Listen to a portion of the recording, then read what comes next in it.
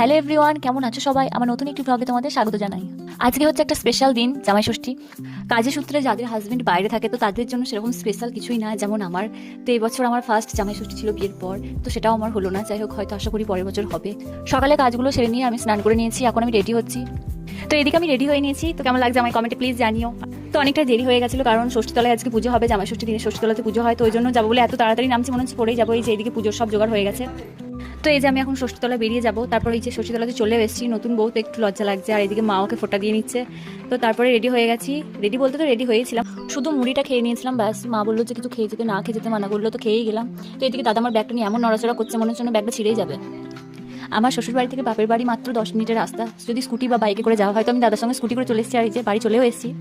আর মা এদিকে আমাকে জল দিয়ে দিচ্ছে, আর তারপর আর কোনো ভিডিও করে নিয়ে গল্প করছিলাম। তো বিকেলের দিকে মা আমাকে একটু ফল দিয়েছিল খাওয়ার জন্য, আর সন্ধ্যেতে বাবার এক বিহারের বন্ধু আচার দিয়েছিল, সেই আচারটা দিয়ে আমি মুড়ি খেয়ে নিয়েছিলাম। তো আজকের মতো এইটুকুই।